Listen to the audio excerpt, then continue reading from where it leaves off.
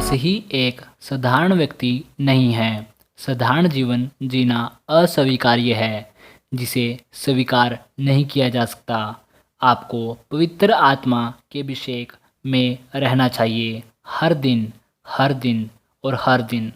ना कि कुछ समय दिन में, पर हर दिन, पूरे दिन।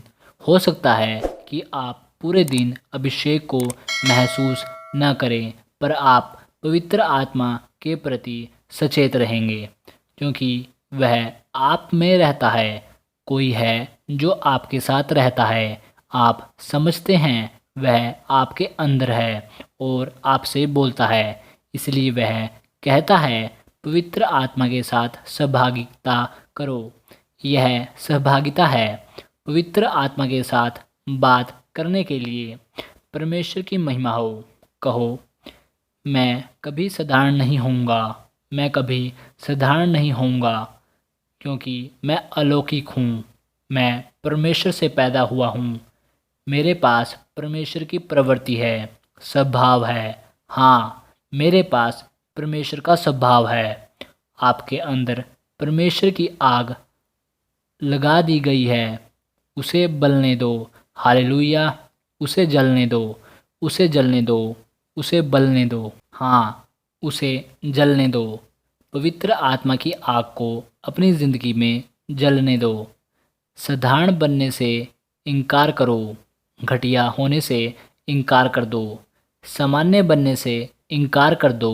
मैं सामान्य व्यक्ति नहीं हूँ। आप जानते हैं, मैं सामान्य व्यक्ति नहीं हूँ। मैं औसत नहीं हूँ। मुझे पता है आपके जीवन पर अभिषेक कब कब होगा। अभिषेक कब होगा। आपके दर्शन फैलते हैं, यानी बढ़ते हैं। आप चीज़ों को अपने से परे देखना शुरू करते हैं। मैंने कल आपसे कहा था कि आपने अपने बारे में और अपने परिवार में चिंतित नहीं बन सकते। नहीं, जब एक बार आप अपनी ज़िंदगी में पवित्र आत्मा को ग्रहण करते हैं, वो आपके दर्शन को बड़ा करता है।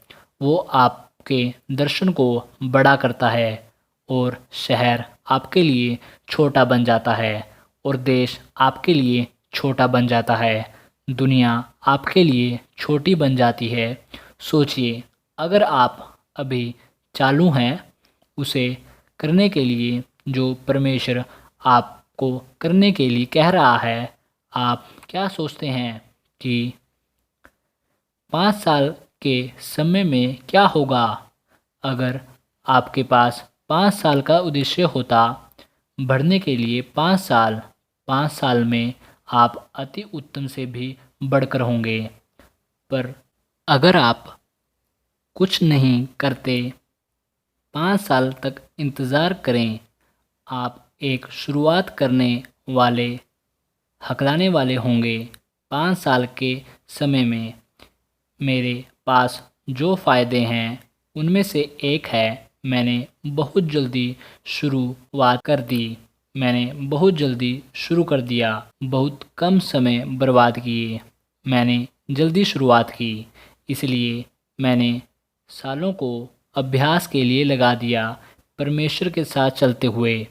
बाइबल कहती है, हनोक परमेश्वर के साथ चला।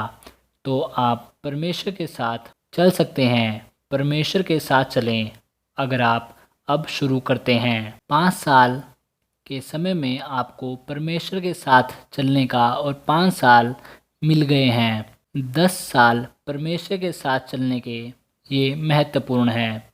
ये मायने रखता है। ये आपको सिखाता है। देखो, पवित्र आत्मा आपको सिखाता है, प्रशिक्षण देता है। अगर आप अभी अपना सपना प्रकट करते हो, तो आप अभी प्रशिक्षण में हैं, ट्रेनिंग में हैं। आप ट्रेनिंग में हैं। मेरा मतलब है, आपको 40 साल की उम्र में होकर वो गलतियां नहीं करनी चाहिए जो आपने 15 साल की उम्र में की थी। आप समझते हैं कि मेरा मतलब क्या है? आपको सारी गलतियां पहले कर लेनी चाहिए थी।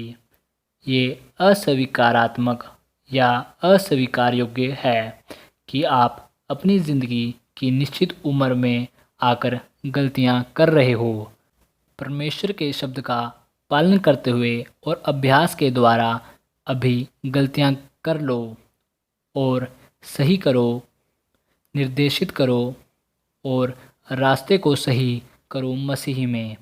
इस तरह अवसरों को ढूंढें प्रकट करने के लिए जो कुछ परमेश्वर ने आपके अंदर रखा है। अवसरों को लें, चर्च में शामिल हों, चर्च में शामिल हों, शामिल होने को ढूंढें। इंतज़ार न करें कि कोई आपको बुलाएगा, शामिल होने को ढूंढें। आप कुछ शुरू कर सकते हैं अगर वह चर्च में है ही नहीं। अगर अवसर नहीं है तो शुरू करो। वही ना रुके रहो। जो आग परमेश्वर ने आग में लगाई है बुझने न दो। बाइबल कहती है कि आत्मा को दबाओ नहीं, बुझाओ नहीं। आपको अपने जीवन में परमेश्वर के कार्य को प्रोत्साहित करना है, न सिर्फ वापस जाओ और सो जाओ। सिर्फ जाने दो जैसे आपने कभी नहीं सुना, जैसे आपको कभी प्रेरणा नहीं मिली। बाइबल कहती है आत्मा को मत बुझाओ, क्योंकि आत्मा को बुझाना संभव है। अपनी आग को जलने दो, जलने दो और जलने दो। परमेश्वर आपको बताएगा क्या करना है। कई बार आपको या आप देख सकते हैं या कह सकता है संगीत को बढ़ाओ। संभव है कि संगीत को बढ़ाना हो सकता है। संभव है कई बार चर्च में बहुत सुविधाएं हो सकती हैं और उनका इस्तेमाल न किया जा रहा हो। वे केवल रविवार को इस्तेमाल करते हैं, हो सकता है वीरवार को इस्तेमाल करते हैं या खास सभा में। तो वो आपके लिए मुफ्त है, वो आपके लिए है। आप चर्च के साथ शुरुआत करें और बाहर निकलें और फिर बड़े वाला लें और आपने ठीक वैसे ही शुरुआत की। अगर आप प्रार्थना करते हैं, परमेश्वर का आत्मा आपके दिमाग को खोलेगा। जब मैंने पहली बार साउथ अफ्रीका में काम शुरू किया, यहाँ आप जानते हैं मैंने क्या किया। मैंने 6000 लोगों के बैठने के लिए ऑडिटोरियम मांगा। स्टैंडर्ड बैंक एरिना, एक छोटा या सा ऑडिटोरियम। मैंने कहा साउथ अफ्रीका में काम करना शुरू किया और हमारा टीवी प्रोग्राम शुरू हुआ। हम उसके लिए कई सालों से काम कर रहे थे। तो मैंने कहा चलो यह है। जैसे मैंने प्रार्थना की, परमेश्वर की आत्मा दर्शन दिखा रही थी। ठीक है, हमने 5 दिन के लिए ऑडिटोरियम को मांगा, यानी बुक कर लिया। पहले ही दिन वो भर गया, पहले ही दिन भर गया था। मैंने कहा अगर आप पवित्र आत्मा के साथ चलते हैं वे जीतते हैं। वो जगह भरी हुई थी। दूसरे दिन इतना भरा हुआ था कि ओवरफ्लो के लिए टेनिस का मैदान इस्तेमाल किया गया। तीसरे दिन वो टेनिस का मैदान भी खचाखच भर गया और चौथे दिन पुलिस वहां आई क्योंकि लोग वहां चारों तरफ चढ़े हुए थे यह देखने के लिए कि कैसे अंदर जाएं। और चमत्कार हर जगह हो रहे थे। अंदर और बाहर कोई जगह नहीं थी। तो पुलिस ने आकर मुझसे विनती की कि 5वें दिन को कैंसिल कर दें। अगर आप वहां जाएं तो लोगों के लिए जगह नहीं है रुकने के लिए। वो जगह केवल 6000 लोगों को रोक रही थी, यानी आ सकते थे। हमने सिर्फ शुरू किया था। मैं वहां आया और मैंने कहा 5वें दिन मीटिंग नहीं होगी। देखो, मैं किसी कारण के लिए पैदा हुआ हूँ। मैं चीजें बदलना चाहता हूँ। मैं किसी उद्देश्य के लिए पैदा हुआ था।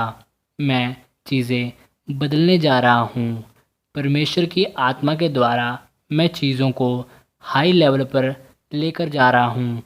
आप देख रहे हैं, मैंने इसे जिस तरह देखा था, पौलुस, पतरस, याकूब, मती परमेश्वर के प्रेरित, उन्होंने बहुत किया। ठीक है, चर्च ने हर तरह से बहुत कुछ किया। जब तक यह हमारे पास नहीं आया, कैसे हम इस चीज़ को खो सकते हैं? हमें इसे लेना चाहिए। हमें अपनी पीढ़ी को बदलना होगा। हमें करना होगा। हमारी पीढ़ी को सुसमाचार के गवाह की ज़रूरत है, जो यीशु मसीह के लिए जुनून और प्यार से भरे हुए हैं और वे यीशु के लिए जान देने या खड़े रहने के लिए तैयार हैं। कुछ भी कम नहीं, कुछ भी कम नहीं। प्रेरित पतरस आपकी पीढ़ी को प्रचार नहीं करेगा। पौलुस आपकी पीढ़ी को प्रचार नहीं करेगा, या कहूँ करने के लिए नहीं आएगा। उसने अपनी पीढ़ी को प्रचार किया। उन सब ने अपनी पीढ़ी को प्रचार किया। आज पतरस कौन है और पौलुस कौन है? आपकी पीढ़ी को आवाज़ उठानी होगी और वो आवाज़ आप हैं। हे दोस्तों, अगर आप चैनल पर नए हैं तो चैनल को सब्सक्राइब कर लीजिए और नोटिफिकेशन बेल यानी घंटी वाले बटन को दबाना मत भूलना, ताकि आपसे कोई भी वीडियो मिस ना हो। मैं इस चैनल पर आपके लिए पोस्टर, प्रॉफिट, पास्टर, उन सब की गवाहियाँ और उनके प्रचार लेकर आऊँगा कि परमेश्वर उनसे कौन से काम लिए, उन्होंने ऐसा क्या किया, परमेश्वर की ज़िंदगियों में क्या किया। मैं इस चैनल पर आपके लिए लेकर आऊँगा, चाहे वो पास्टर किसी भी देश से क्यों ना हो। और आखिरी और ज़रूरी बात, इस चैनल को अपने मसीह भाई बहनों और अपने चर्च के लोगों के साथ बांटना मत भूलना, ताकि वे सब मसीह में बढ़ते जाएं और विश्वास में बढ़ते जाएं। तो मिलते हैं दोस्तों अगले हफ्ते। अलविदा।